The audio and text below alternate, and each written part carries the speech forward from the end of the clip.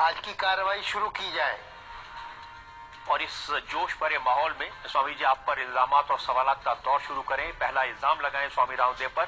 इससे पहले एक नजर डालेंगे उस बैकग्राउंड पर, पृष्ठभूमि पर, जिसमें आज का ये मुकदमा चला जा रहा है स्वामी रामदेव पर।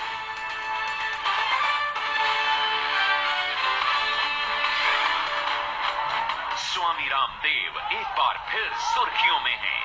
5 राज्यों में चुनाव कैंपेन के दौरान स्वामी रामदेव काले धन और भ्रष्टाचार के सवाल पर प्रचार कर रहे हैं। उनके निशाने पर कांग्रेस है और कांग्रेस के निशाने पर स्वामी रामदेव। स्वामी रामदेव पर एक प्रेस कॉन्फ्रेंस के दौरान काली स्याही फेंकी गई तो उनके समर्थकों ने कांग्रेस के नेताओं को जिम्मेदार बताया। जब राहुल गांधी को काले झंडे दिखाए गए तो कांग्रेस के नेताओं ने स्वामी रामदेव को जिम्मेदार ठहराया।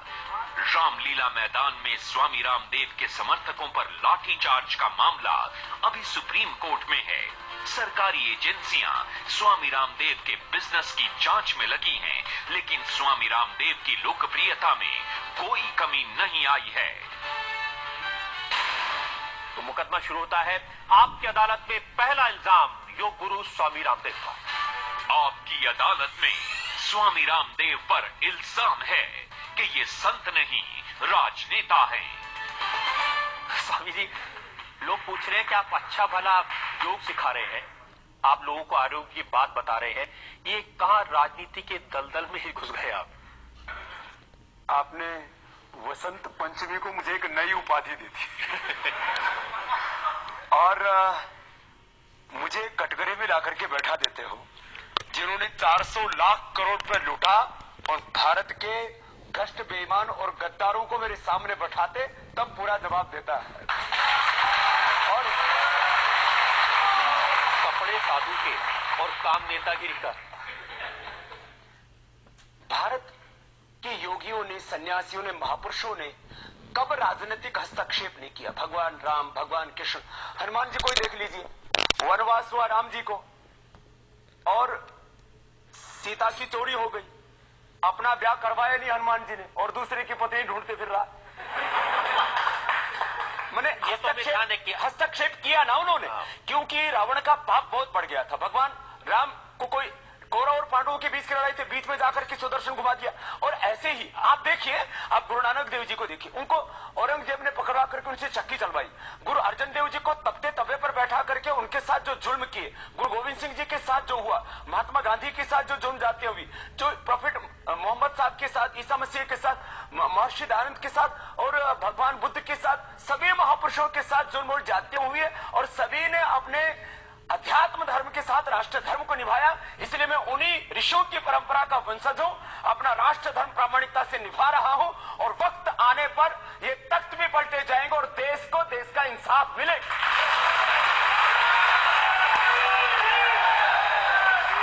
स्वामी जी, हनुमान जी ने अपनी पूंछ में आग लगा के रावण की लंका जला दी थी, तो आप किसकी लंका जलाने वाले हैं? ये तो अभी नेताओं की पूछ हो रही है, इनकी मुझे अपनी पूछ में नहीं, इनकी पूछ में आग लगानी। मैंने कांग्रेस के नेताओं के बयान देखे हैं। श्री प्रकाश जायसवाल, उन्होंने कहा कि स्वामी रामदेव का असली उद्देश्य राजनीति का खेल खेलना है। मेरा असली उद्देश्य इस देश का लूटा हुआ करीब 400 लाख करोड़ रुपए जो देश के बाहर और भीतर जमा है उसको देश को दिलाना है। मेरा मकसद वो भ्रष्टाचार को मिटाना है। मेरा जो लक्ष्य है, ध्येय है, उद्देश्य है, अभियान है, कैंपेन है, जो सब कुछ है वो इस भ्रष्ट व्यवस्था को बदलना है, क्योंकि इन भ्रष्ट बेईमान और गद्दार लोगों ने लोकतंत्र को भ्रष्ट तंत्र और लूटतंत्र बना दिया। मेरा मकसद 121 करोड़ लोगों को आर्थिक और आध्यात्मिक सामाजिक न्याय दिलाना है। और मैं नहीं समझता कि मैं कुछ गलत कर रहा हूं, बल्कि मैं वही कर रहा हूं जो एक भारत के सच्चे नागरिक को, एक योगी को, एक सन्यासी को करना चाहिए। इसके अलावा मैं कुछ भी नहीं कर रहा हूं।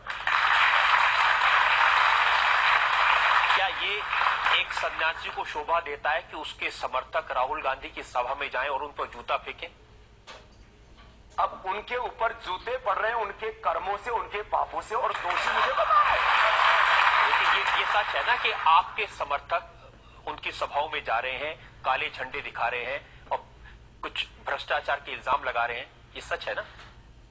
वर्तमान केंद्र सरकार एक ऐसा लोकपाल बनाना चाहती है जो सरकार की कठपुतली बन जाए और जैसे और दूसरी संवैधानिक संस्थाओं की हालात वर्तमान केंद्र सरकार ने कर रखी है, आजादी के 64 वर्षों में संवैधानिक संस्थाओं की वो कभी हालात नहीं थी जो इस समय करके रख दी है।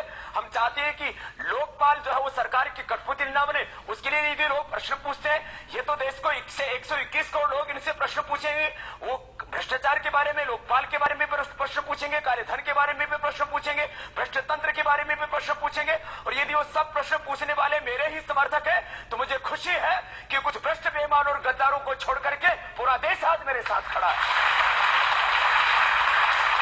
देखिए, जिनसे आप सवाल पूछ रहे हैं उनका जो कैंपेन है वो भी करप्शन के खिलाफ है। वही उत्तर प्रदेश में घूम घूम कर लोगों को बता रहे हैं कि हाथी पैसा खा गया। पैसा कौन खा गया? मैंने उल्टा चोर कोतवाल को डांटे, जिन्होंने 400 लाख करोड़ रुपए जिम गए वो दूसरों को चोर बता रहे। देखिए, सच ये है कि आप इलेक्शन में एक नेता की तरह कैंपेन कर रहे हैं, कांग्रेस के खिलाफ कैंपेन कर रहे हैं। मैं एक भारतीय जिम्मेदार नागरिक की तरह कैंपेन कर रहा हूं और इस देश को बचाने की बात करना, कालाधन देश में लाने की बात करना, क्योंकि आज सभी राजनीतिक पार्टियां अपना अपना एजेंडा लेकर के, अपना वो मैनिफेस्टो लेकर के, घोषणा पत्र चुनावी लेकर के जा रहे। कोई कह रहा है हम किसी को टैबलेट देंगे, मैं तो लोगों की टैबलेट छुड़वा रहा हूं कि मैं वो दूसरे टैबलेट की बात कर रहे हैं। कोई कह रहा हम ये देंगे वो देंगे। मैंने कहा काला धन दे दो, एक परिवार को औसतन 20 से 25 लाख रुपए मिल जाएंगे और भ्रष्टाचार को मिटा दो, क्योंकि 10 से 20% ही धन बजट का वो विकास में खर्च होता है, करीब 80% तो जी में जाते बेईमान लोग। तो हम कह रहे हैं कि इसको मिटा दो, देश को देश का हक दे दो, बाकी कुछ देने की जरूरत नहीं है। काले धन के खिलाफ आप कैंपेन करें, काला धन वापस लाने की बात करें, उस पर किसी को आपत्ति। लेकिन आप जिनका नाम ले रहे हैं ना, वो तो काला धन वालों को बचाने में लगे हैं, भ्रष्टाचार वालों को बचाने में लगे। उन्होंने अभी संधियां की 85 देशों के साथ, पूरे देश ने संसद के दोनों सत्रों में सुना है। 85 देशों के साथ जो संधि की है वो ये नहीं की कि वो 2011 से पहले का लूटा हुआ धन दिला देंगे। वो कह रहे 2011 तक जो लूट लिया उसके बारे में कुछ भी हिसाब किताब नहीं देंगे। क्या इनके बाप दादा का पैसा था? वो 121 करोड़ लोगों का हक था, उन्होंने लूटा। 85 देशों के साथ इन्होंने रजत जी संधि कर ली। वो ये कर ली कि 2011 तक जो लूटा उसके बारे में प्रश्न नहीं पूछेंगे। ये इनका भ्रष्टाचार मिटाने का इरादा है, ये इस देश को लूटने का इरादा। लेकिन ये भ्रष्टाचारियों को, काला धन वालों को बचाते हैं और काला धन और भ्रष्टाचार के खिलाफ जो मुहिम चला रहे हैं उनको मिटाने के लिए हर रोज षड्यंत्र करते हैं। लेकिन हम ना मिटे थे, न दबे थे, न रुके थे, आगे बढ़ेंगे और देश का हक दिलवाएंगे। इसमें किसी को कोई आपत्ति नहीं है कि आप आगे बढ़िए। क्या है? मैंने किसी की बहस खोल ली? आपको हर चीज में कांग्रेस की काली छाया नजर आती है। किसी ने आपको वो काली स्याही फेंक दी तो आप कह रहे हैं ये कांग्रेस के लोगों ने कराया। ना, मैंने नहीं कहा, किसी ने कहा कि वो जिस सिरफिरे ने स्याही फेंकी उसको कांग्रेस की ही सरकार ने 20 लाख रुपए दिए, ऐसा किसी ने आरोप लगाया। तो उस आरोप का उत्तर क्यों नहीं देते? उन्होंने तो दिखाया, वो राजनाथ सिंह के साथ भी उसकी तस्वीर है, ये कहा कि ये बीजेपी के साथ मिला हुआ है। देखो, मैं जो है राजनाथ सिंह का बचाव करने के लिए यहाँ पर नहीं बैठा हूं, उनका प्रश्न उनसे पूछिए। लेकिन इतनी बात जरूर है, जो ऐसे लोग होते हैं जिनको ऐसे कांड करने होते हैं, किसी के भी साथ फोटो खिंचवा लेते हैं कि जब हम फंसेंगे तो इनका नाम लेते हैं। वो कह रहे थे मैं वहां स्याही फेंकने नहीं आया था, स्वामी जी का ऑटोग्राफ लेने आया था, स्याही गलती से उन पर गिर गई। ये उन्होंने पुलिस के सामने बयान दिया। रजत जी, मैंने तो उस समय भी जब उन्होंने स्याही फेंकी तो आपने सुना होगा, मैंने कम से कम 3 बार कहा अरे नहीं मारो इसको, नहीं मारो इसको। आपने रिकॉर्डिंग में भी सुना होगा। तो मैं तो किसी को मारने के लिए नहीं आया हूं, मैं तो सबको तारने के लिए आया हूं और जो ऐसे सिर फिरे हैं उनको भी सुधारने के लिए आया हूं। हमारे तो कहना क्षमा बड़न को चाहिए, छोटन को उत्पाद, तो आपको तो माफ कर देना चाहिए। इसलिए मैंने कहा ना, मैंने तो माफ कर दिया था उसी दिन। और आपने देखा उसके बाद में मैं तो मुस्कुराता वहां से निकल रहा था। मैंने कहा चाहे मुझे पूरी काली स्याही में पोत दो, मुझ पर काला पेंट कर दो, लेकिन 400 लाख करोड़ रुपए इस देश का तो दे दो। स्वामी जी, आप कह रहे थे कि जिस व्यक्ति ने स्याही फेंकी आपने उसको माफ कर दिया। हाँ। लेकिन सच्चाई ये नहीं कि आपके समर्थक गुस्से में कांग्रेस के दफ्तर गए और सोनिया गांधी की जो तस्वीर है उसके ऊपर काला पेंट फेंका, तो कहां माफ कर दिया? मतलब हम पर काली स्याही फेंके, इस पर आपको कोई आपत्ति नहीं है। उनकी तो फोटो पर भी स्याही फेंक दे तो आप इतनी हिमाकत करते हैं। मैं तो किसी के चित्र पर भी कोई काली स्याही फेंके, मैं तो उसका भी समर्थक नहीं हूं। मैं तो कहता हूं अब इनको काली स्याही से, जूतों से, थप्पड़ से और पत्थरों से इनको वोट चोट करने की शायद अब वक्त नहीं है। अब तो वोट की चोट ऐसे करो कि भ्रष्ट बेईमान लोगों का राजनीति से पूरा बहिष्कार कर दो। महात्मा गांधी कहते हैं बहिष्कार का ही एक ऐसा अस्त्र है जिससे ये सारे जो राक्षस असुर हैं ये परास्त होंगे और भारतीय राजनीति के शुद्धिकरण का मार्ग प्रशस्त होगा। दिग्विजय सिंह कांग्रेस के महासचिव आपके काफी अरे बसंत पंचमी के दिन किसका नाम ले लिया? सुबह सुबह रजत जी, थोड़ा रहम करो, अच्छे दिन तो थोड़ी सी दया किया करो। उन्होंने कहा कि ये स्याही फेंकने का काम सांप्रदायिक भावनाएं भड़काने के लिए करवाया था स्वामी रामदेव ने।